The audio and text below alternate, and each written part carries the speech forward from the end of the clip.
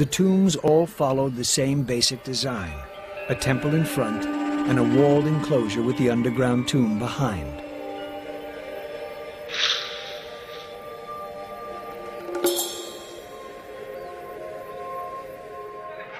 Because Wan Li ruled for so long, he constructed a huge tomb, and in 1956, Chinese archaeologists decided to open it, the only Ming emperor's tomb ever excavated.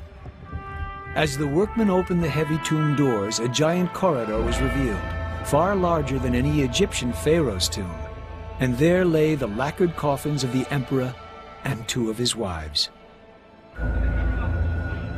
The tomb was opened by the communist authorities as a lesson in class consciousness, to demonstrate how the capitalist rulers had lived a life of luxury whilst the toiling masses starved. They could not have chosen a better example, as the lavish grave goods amply demonstrated, amongst them this light-as-air woven gold cap.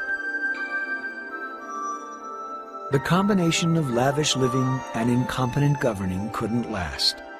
24 years after this tomb was completed, the dynasty was over. But it wasn't the wall that let the Ming down. It was a love affair.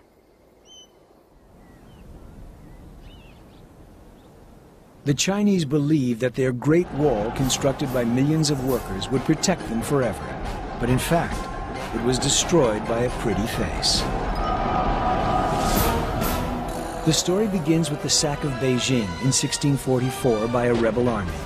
In the chaos that followed, a nomadic tribe, the Manchu, saw a perfect opportunity to invade. Their immense army marched against China, but the Great Wall remained intact. Not an inch of wall was destroyed or even damaged during the invasion.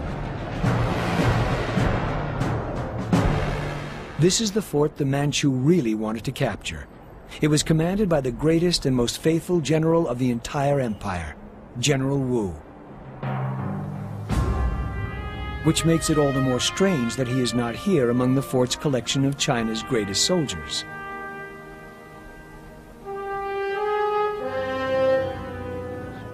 He is not included because of what he did when he was confronted by the Manchu army.